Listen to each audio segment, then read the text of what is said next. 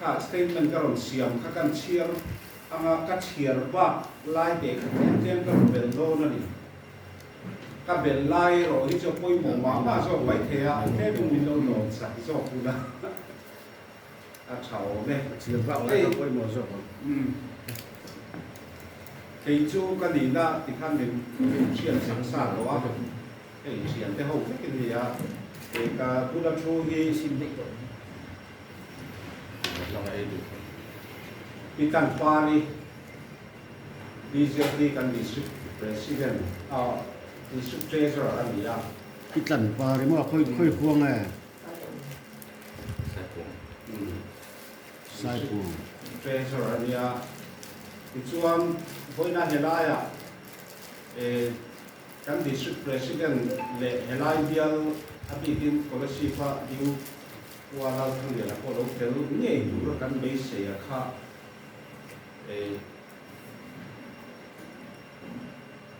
a khotam anga bairabia program au ma wangin a lo tel ta lo ni mina khan kan be se am khan ni min program ang ka chu ni se ra chu lo tel nge du khan ya a hey với năng thô quý tật lệ khi thắp râu quý tật thành xuân thủ cắn thì lép lo vâng in party cắn thì nào in là ya cắn cắn thì thế thế begin policy district chu ngam bị thế ta là cái một campaign nó đi về đâu vậy mà ya thì chuan chu mi ruang chuanการทุกวีดูไล่ส่วนเองมีเจดีเกี่ยวกับเรื่องที่ไล่ค่ะ policy district มีดูอีเต้นวิเรีย policy เลย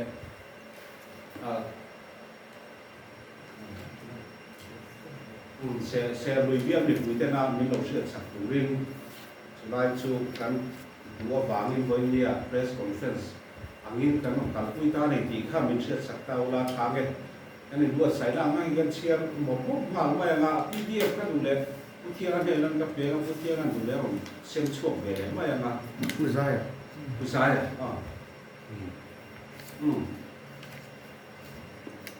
BJP สาขาที่ดีในเรา political party ก็ขัดเวไม่พบกันนี่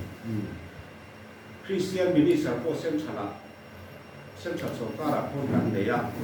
ฮินดูปาร์ตี้อ่ะมินโซยันมินอุเชียนนับที่อัปปูนั่นหมายกันเนี่ย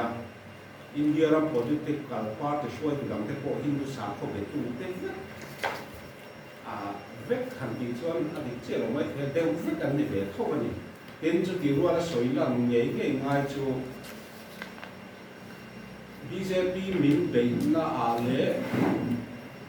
มิโซเตน่ามิโซรามา BJP กันเชื่อทางไหนที่อัน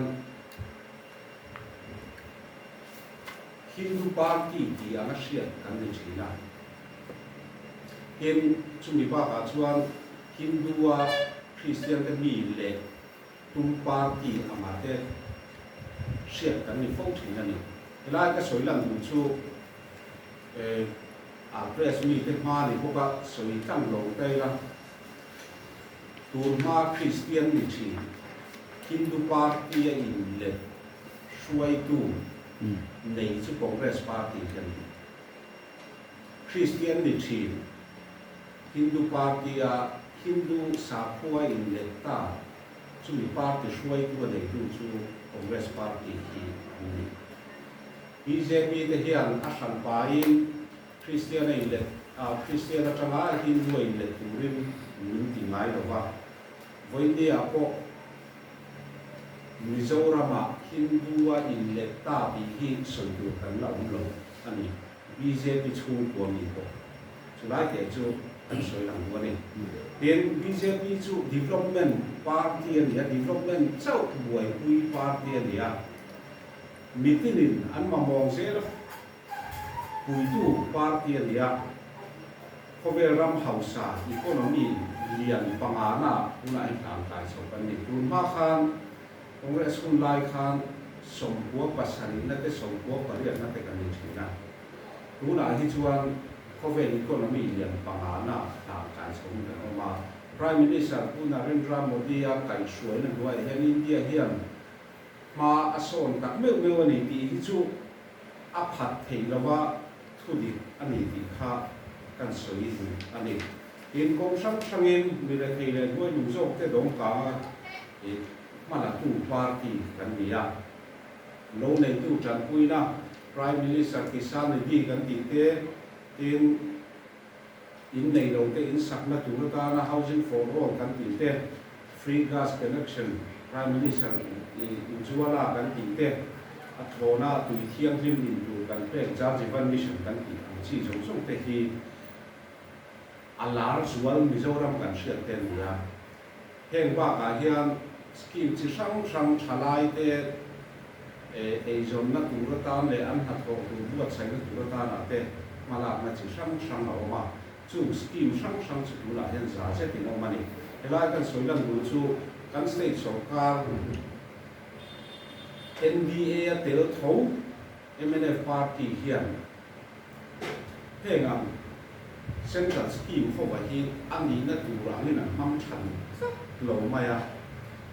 har san na an siam sok ma abikin housing for all a te chuan an mani party sem angin thil an kal puya first installment an pek to te second installment tu kha midang first installment ta na te lo ke chho be china chumi awang chuan ura hian central scheme hi ani na tu ram Mizoram ai kan pang phak lo tak seta abikin housing for all a te chuan za som li ve chau hi lo tin na kan le Tripura ma te chuan in an sakin abul an tran puya ti chuan abangan hui china chu ti za a second installment third installment final installment ti khan official zok ten an pu thina Mizoram ero chuan chu mi le ling chia chuan first installment dong to te po second installment pe le pe lo te in third installment te te chu dong te pe lo an omani tuna hian heng chu chu abikin housing for all chung chang kan soi na mai ni sera scheme na ha ko hian chu tiang chu kan kal pui dan hi ani khat maya India ram abikin kan Thailand state ken mason na danan man mek hi ni chuan atakin kan survey lo ani chuan Prime Minister Modi sarkar hi mei chia te choi sa tu le tribal te min tu sa tu an nia abikin mei chia te ta na hian kan chakang ma ration card a ko hui te ning amma sa kanai to a mei chia anon da phasa zel to ani chukiam chia chuan free gas connection kan ti a te le central scheme sang sang a hian ni se dingin na hian di na tele thilti a ni chho ka zera chuwang chuan a mei se da na si reservation te ko hi tuna he nong chho me zera ni in tribal te ta na reservation te ko mi ku sa tu ba ni ti kha ku mo dia sarkar chung chang a kan ta na mo ni in hey Prime Minister Modi a kan shuai a kan shuai khelo te ko no me NDA BJP sarkar hi mi thiam te chuan som thu ka India ma hian ro na re sim ti hi an analyze da ani chumi ni wang chuan tu na hian India ram kuma rom rail me tu te hi fata kan ni theina tu ta na Mizoram ma hian BJP nge sarkar kan ma wa kan sia kan NDA telve MNF sarkar hian tuna hian NDA hi zom ve ma sera atak takin NDA program hen talpui lo wangin fata BJP ten kan talpui chho angai ni ti kha kan hu da le kan sia da na ni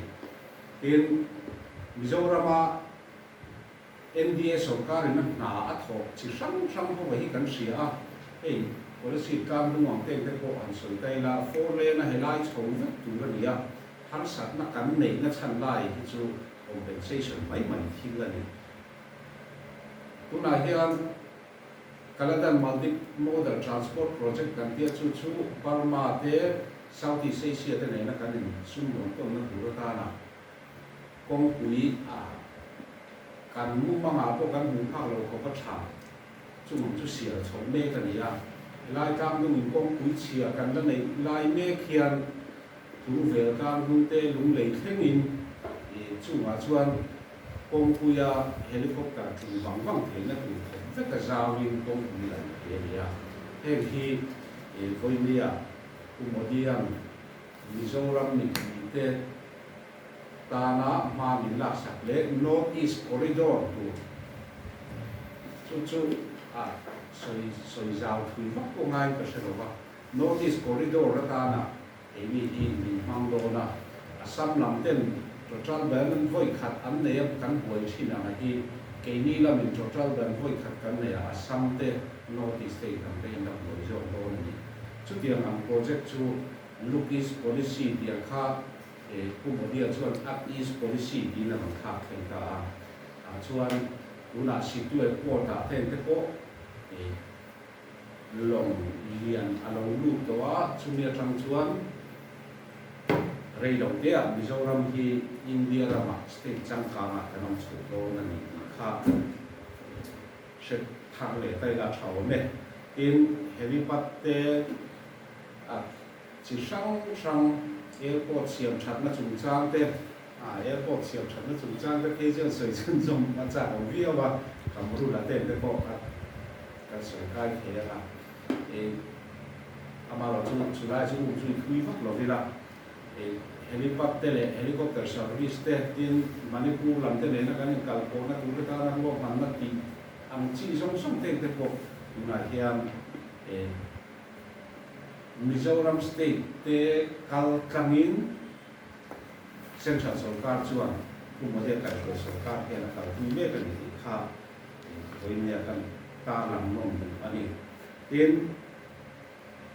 Railcom mani ro kan sia kulaya sairam loka le ye chima chumi ni lo sela chu Railcom hi nakum sang ni som balia hiam Aizol thì cho xì mui còn lụt tụ ra lấy xì đồ cái gì in chúng mình bảo cả chuan tụ na rùa phàm na xem sản xuất cái na thảo tụ đã là chuan lồng cài khen in lồng bung rộng sầu in rêu phong thì cao sầu đô na chu cùng lấy lồng kết hey development project lấy là hiện một địa cái sồi sầu cái hiện time bao nhiêu contract đầu tiên là hiện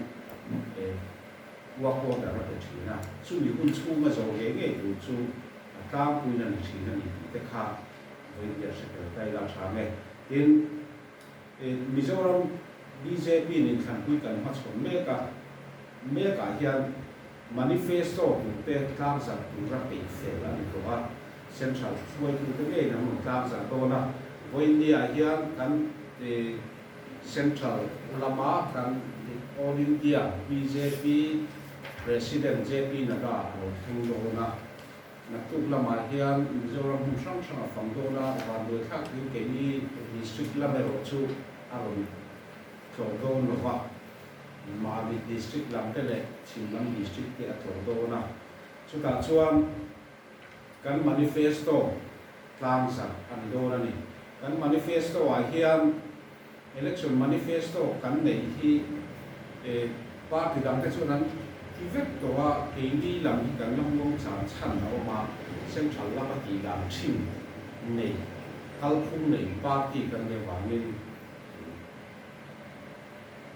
kan manifesto hi voin kai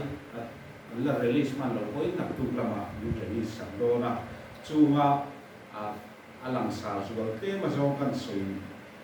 duwa alang sa ber lai chu ni set huwa thawanga Sarkar na ko lo na chung kuwa an mani project ka silin lo nga theng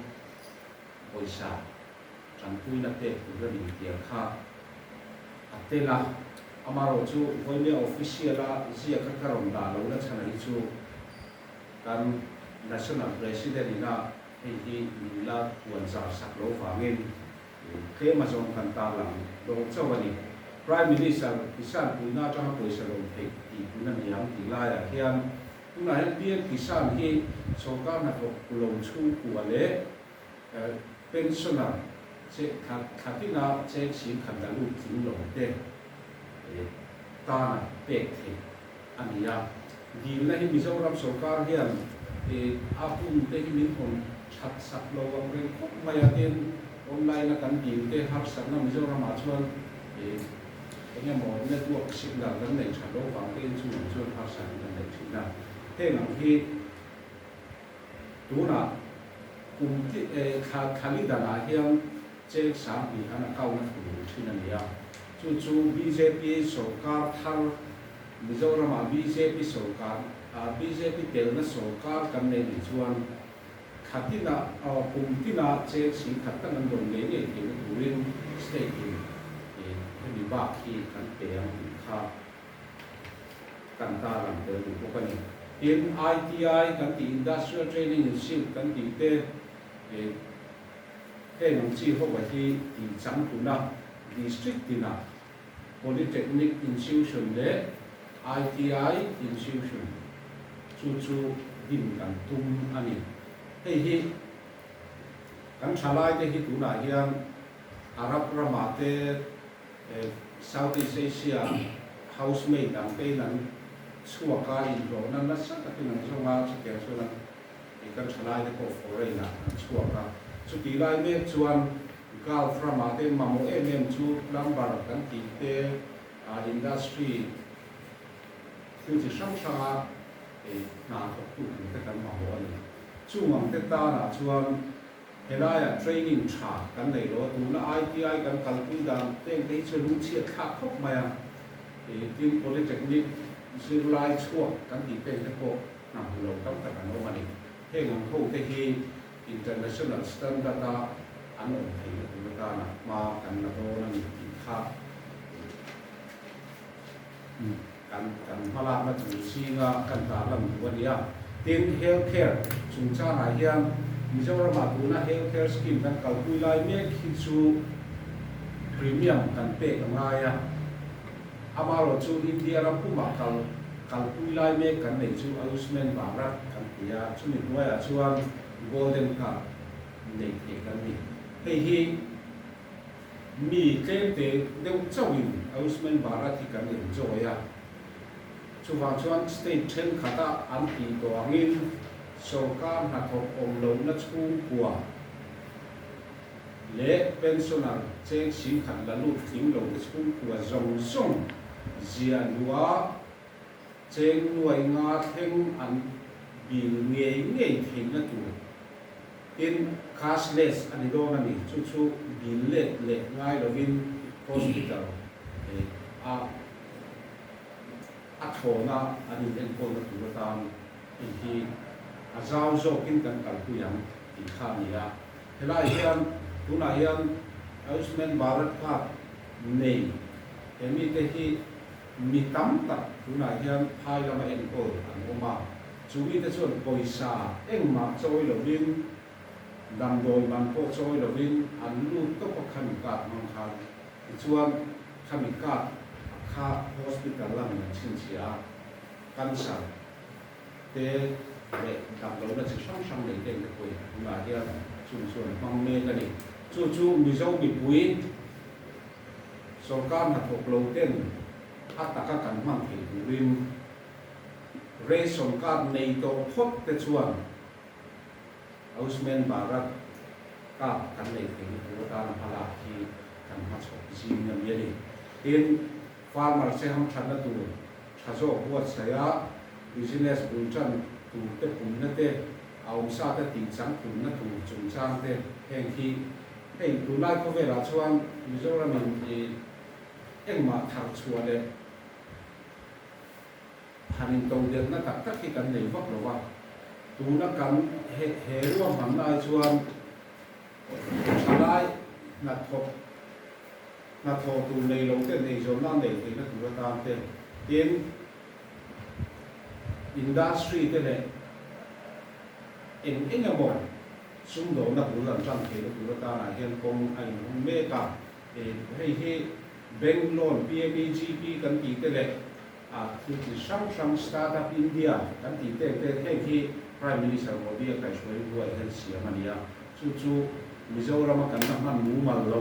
BJP kan sarkar vele kan ti tu ataka kan man tu te ji na mi ani kha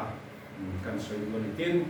ni chena kan ta kan khan central scheme ho le nga ki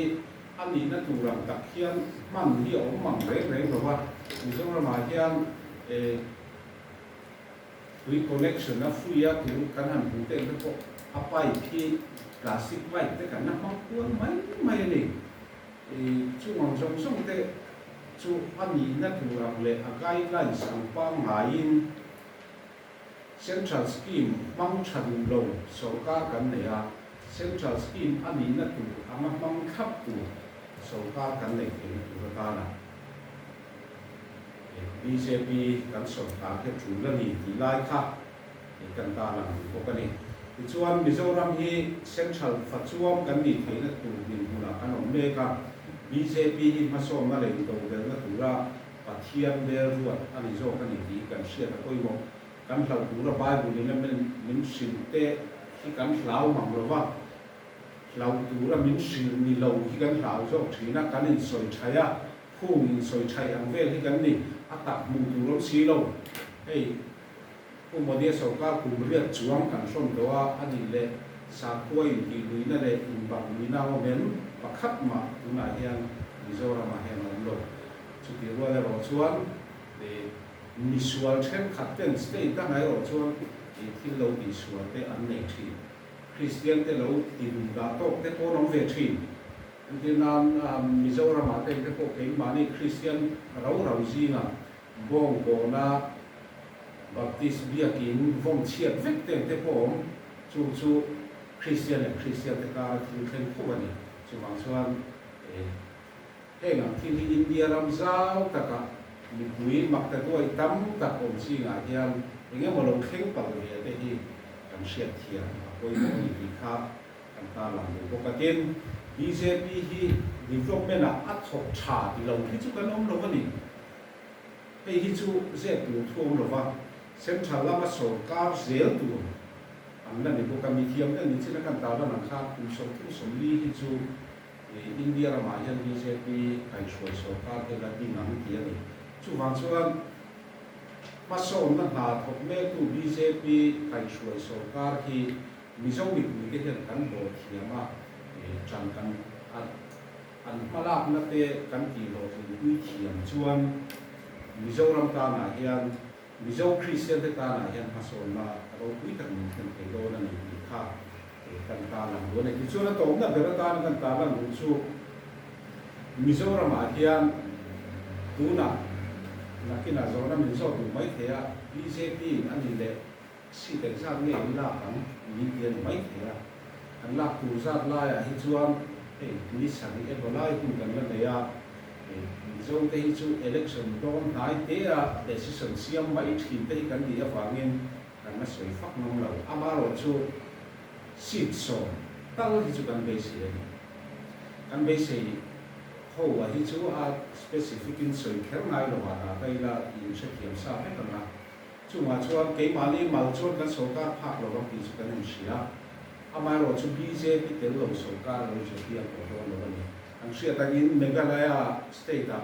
BJP te lo vin sarkar chu piang thi te me umai amaro chu deputy CM BJP MLA patin chau kan le ji na pakhat zo kan da ni te siaila central sarkar sa kan zo thina turata te ni te ham thana turata na hian BJP hi sarkara kan tel nge do na kan din du ko a chelo bang ki kha scholarship ni pui scholarship district ni pui te na kan ta lam te lo ani ti chuan Mizoram ma so na turin scholarship district ma so na turin tin nimal tin te le chung ko tin te ma so na turata BJP official candidate kan ne ya kan candidate te hi an chaberan tiu ber kan tin na ma ni lo amaro chu phát thùng đi là đình nó trang in với đi ở hiện hệ căn căn đi đây để khi thành tin anh lâu để cho ta thuộc thế là nồng độ là căn biếng ta căn district ta là hệ là chặt lẽ đó là đi thì khác căn ta là cái gì tu na hiện tu là assembly constituency ở hiện ở Van Minh liền à hiện hiện nay policy district à Van Minh thà đó Van Minh thà mà tí do cái này các mình nó có được sẽ có cái tí số vào đây qua là thằng liền à hiện Robinson mà mà sống tu mà anh ấy sẽ đi đinh thủ khám ya anh đi để vote mình lâu cái tu hiện căn cái gì chưa vào tin gắn nghiền tắc nếu buộc chưa vào đi thì cái mà đi lên cái mà đi cái nên chăn số là tụi ta chúng ta đi cái số là đúng không tin chúng mình bảo cả bây giờ nằm có những số đây là anh em một vàng mà anh lo thiếu lồng bal anh đi có những vote share cái nó vào anh ông học thì chuan vote có những một chữ sang à chairman hà te central member hà te chung trong song chu kan đi để ta là hiền ngọc hàng chín này anh lo tính lồng bal anh coi là vote share lồng thì chuan district kan anh mà đi biếng ta là nó sẽ cái nó thuộc thì chung trong chế độ này thì khác kan ta là cái sẽ là chả nghe cái gì với lia rồi buat suatu tu kan soi kan ta làm thế này thì nghe đi rồi để nó em một làm cũng được thì lấy cái một đeo mà đi chơi rồi để nó không được bỏ không thay nào chả nghe